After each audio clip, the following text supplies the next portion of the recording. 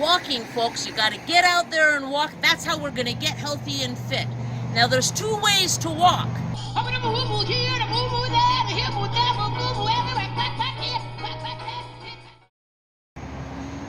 Hi, welcome back to Love, Laugh, and Lose Weight. I'm Leanne, your host. This week, we're going to talk all about walking. Walking, folks, you got to get out there and walk. That's how we're going to get healthy and fit. Now, there's two ways to walk. And what I love you to do is watch me and tell me which category. I'm going to do a little quiz, which category you fall in. One way to walk is like this. Like you got someplace to go. You're walking. Okay, that's called brisk walking. Are you a brisk walker? So the second way to walk is like this. Okay, that's called lallygagging.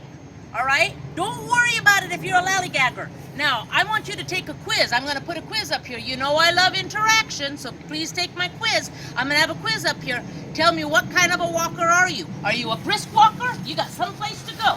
Or are you a lallygagger? I'm just out enjoying the scenery.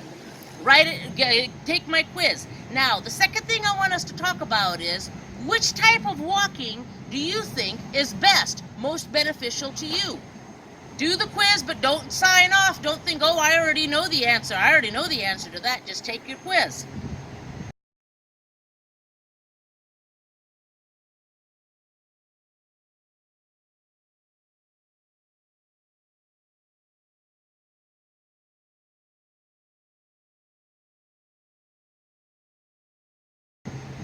And what did you say? What did you say? You said brisk walking, right? Guess what? Lallygagging is just hunky-dory.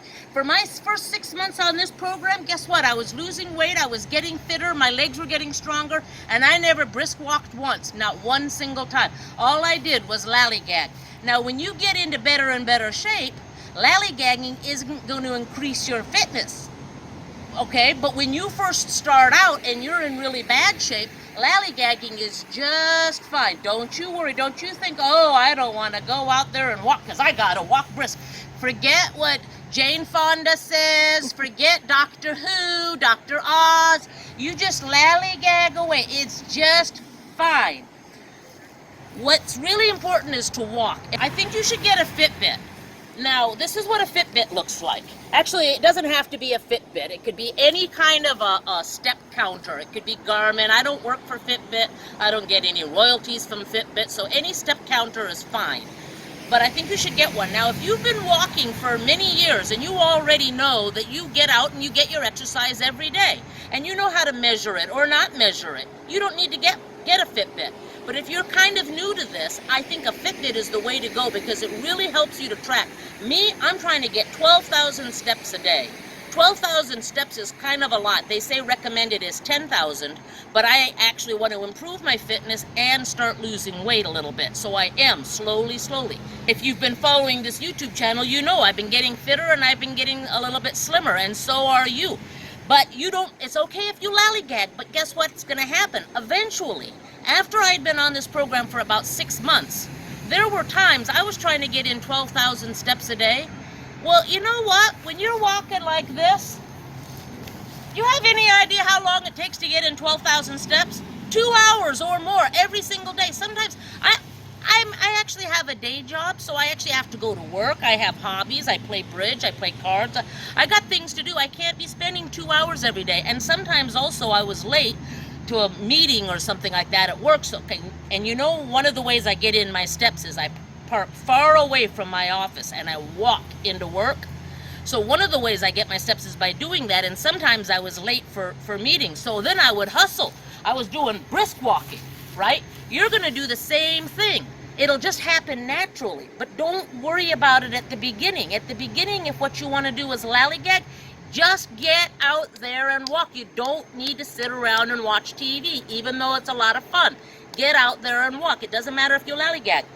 The neat thing about a Fitbit is, what I think is really going to be beneficial is if you get a Fitbit and take about 2 weeks before you even really get going on your health program, and just get a base.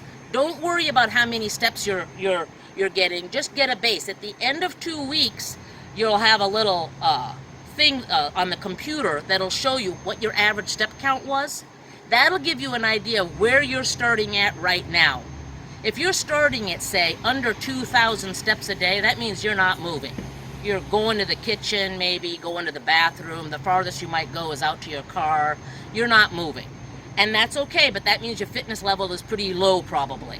If that's the case, I think you should start with 7,000 steps a day. 7,000 steps for you is going to be really hard. But hard doesn't mean undoable.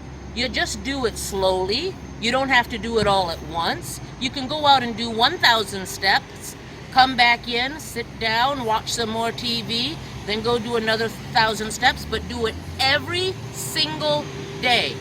And don't listen to people that say, oh, you need a rest day. If you're just walking, and by the way, lollygagging, you don't need a rest day. That's okay. You can do it every single day. After a month, you add. You go 7,500 steps. After 2 months, 8,000 steps. Eventually, it won't take very long, about 6 months, you'll be up to 10,000 steps, which is the recommended. But do it every single day, and I promise you, within 2 months, you're going to write into me and say, Leanne, you were right. Within 2 months, you are going to be feeling better, and you're going to start noticing, wow, I can actually walk a block and I don't get out of breath. If you've already starting at a little bit of a higher fitness level, then you might already be walking a block or even a mile. That's fine, in which case you can start with, say, 10,000 steps. But get out there and walk. Brisk walking will come. Sometimes you'll be in the mood for it. But at the beginning, you might never be in the mood for it. Don't worry. Lallygag. Just get out and walk. It doesn't matter how you do it. And that's it. That's my tip for this week. I hope you enjoyed this week's episode of Love, Laugh, and Lose Weight.